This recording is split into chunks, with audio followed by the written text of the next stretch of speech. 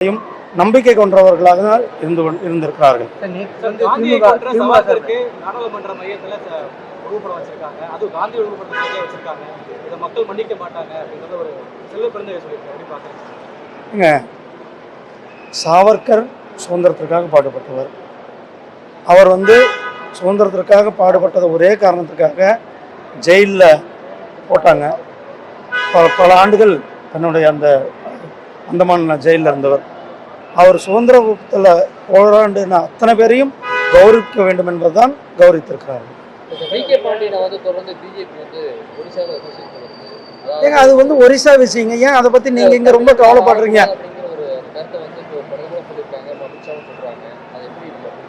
ஏங்க நீங்கள் இது எப்படிங்க இனவாதமாக பார்க்குறீங்க?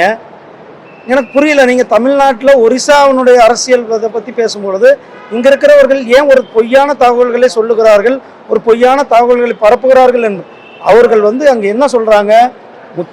முதலமைச்சரை அங்கு இயக்குவது ஒரு அதிகாரி, அந்த அதிகாரி தவறான செயல்களில் செய்து கொண்டிருக்கிறார் என்பதுதான் அங்கே எடுத்து சொல்லி கொண்டு இருக்கிறார்கள். அதை இங்கே நம்ம ஏன் அதை பற்றி கவலைப்பட வேண்டி இருக்கிறது? இதை பற்றி விவாதிக்க வேண்டிய அவசியம் என்னன்றது கூட எனக்கு தெரியும். நம்ம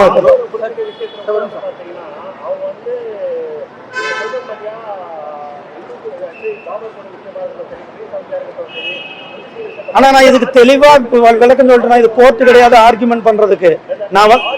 இது கோர்ட்டு கிடையாது ஆர்குமெண்ட் பண்றதுக்கு. நான் என்னுடைய நிலைப்பாடை சொல்லியிருக்கேன்.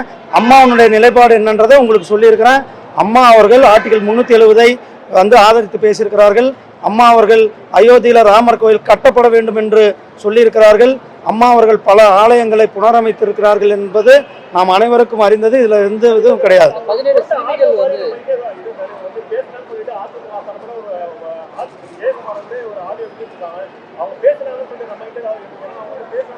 நேற்று கூட நியூஸ் பேப்பர் எவ்வளவோ நியூஸ் ஆடியோக்கள் இருக்கிற.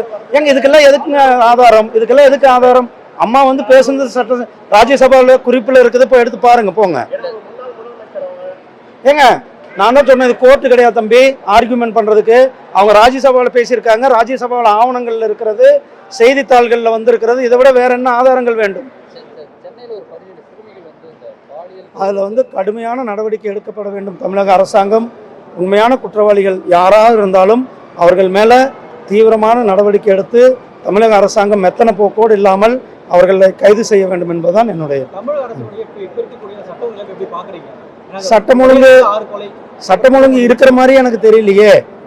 இங்கே தமிழ்நாடு அரசாங்கம் ஒன்று இருக்கிறதாகவே தெரியல. நான் ஒரு சின்ன உதாரணம் சொல்கிறேன். ஒரு போக்குவரத்துறை ஊழியருக்கும் ஒரு காவலருக்கும் பிரச்சனை. இது அரசாங்கம் என்ன செஞ்சுருக்கணும்? 2 பேரையும் சரியான முறை நடவடிக்கை எடுத்திருக்க வேண்டும். அதை விட்டுட்டு கட்ட பஞ்சாயத்து ஒரு அரசாங்க அதிகாரிகள் 2 துறைகளுடைய செயலாளர்கள் ஒரு கட்ட பஞ்சாயத்து பண்ணி நானும் சமாதானமாக போகிறது என்னது இது? அரசாங்கம் எந்த அளவுக்கு இன்றைக்கு முதலமைச்சர் செயல்படாத முதலமைச்சராக இருப்பதெல்லாம் இது ஒரு உதாரணம். இன்னைக்கு சென்னையில் எங்கே பார்த்தாலும் கொள்ளை, பெண்கள் கற்பழிப்பு, அதே போல் சிறுமிகள் கற்பழிப்பு, அதுபோல் ஊருக்கு கஞ்சா, ஊருக்கு டாஸ்மாக் கடை. இதுதான் இங்கே சட்டம் ஒழுங்கு சந்தி சிரித்து கொண்டிருக்கிறத நம்ம மக்கள் பல்வேறு நேரங்களில் வெல்கம் மோடின்னு சொல்கிறாங்க. தமிழ்நாட்டில் பிரதமருக்கு ஒரு மிகப்பெரிய அபரீதமான ஆதரவு இருந்து கொண்டிருக்கிறது. மக்கள் எப்பொழுதுமே பிரதமர் மேலே ஒரு பெரிய தனிப்பட்ட முறையில் அவர்கள் ஆதரவு கொடுத்து கொண்டிருக்கிறார், அன்பை கொடுத்து கொண்டிருக்கிறார்கள். இதுதான் ஒரு அரசியல் அநாகரிகம் எப்படி இங்கே தரம் தாழ்ந்து போயிருக்கிறது என்பது திமுக காரர்களுடைய அவர்கள் தங்கள் தரத்தை உயர்த்தி கொள்ள வேண்டும். ஒரு பிரதமரை அவர்கள் எப்படி முறையாக கொடுக்க வேண்டிய மரியாதை கொடுக்க வேண்டும் என்பது அனைவரும்.